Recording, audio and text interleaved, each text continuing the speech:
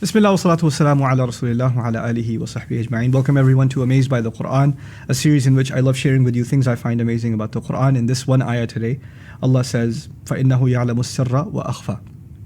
Allah knows the secret and what is even more hidden. What's more hidden than a secret, you know? A secret is something you keep inside of you, and you know it at least, right? But then there are things inside of you that you're not even aware of. There are things that are in your subconscious. There are things that are deeply embedded in your early memory that are still impacting the way you speak, the way you act, and the way you behave, that you're not even sure of. Sometimes people have very aggressive behavior. Sometimes people have very, they just blurt out and they say a lot of sarcastic things or condescending things.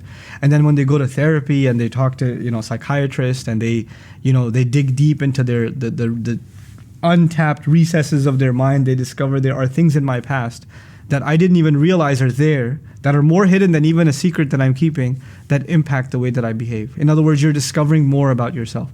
Allah is saying there are things you're conscious of that you hide, that He knows about. But He actually knows you better than even you know yourself. And even a psychiatrist is going to be able to dig at some of the scraps, some droplets of those memories that He's able to pull out and make you better aware of yourself. And Allah is saying, subhanahu wa ta'ala, that He knows you better than even that. He knows you better than you know yourself or anybody else can dig out of you.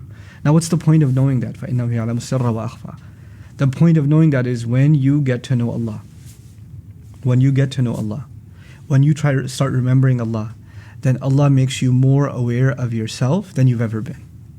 He starts opening up to you your own consciousness, your own, the things that are deep inside you that you weren't even aware of. He starts making you aware of them and you become a better human being, a healthier human being. You're able to combat some of the bad behaviors that you have, some of the emotional stress that you have. Some people get very nervous, some people get very scared, some people get very angry and they don't know why they get that way, right? And the closeness, your spiritual closeness to Allah starts actually unraveling those things.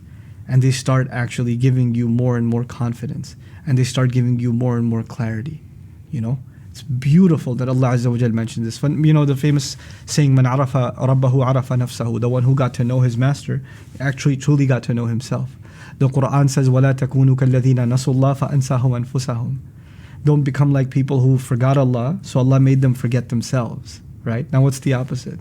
If Allah made someone forget who they really are, truth about themselves, those who remember Allah, Allah will make them truly aware of themselves.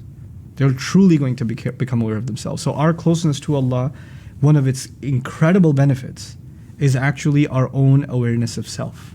Our own awareness of self. And it alleviates us from so many sadnesses and so many negative emotions in life and saves us so much trouble in all of our relationships, even the one we have with our own selves. Barakallahu li wa lakum. Assalamu alaikum wa rahmatullahi wa barakatuh.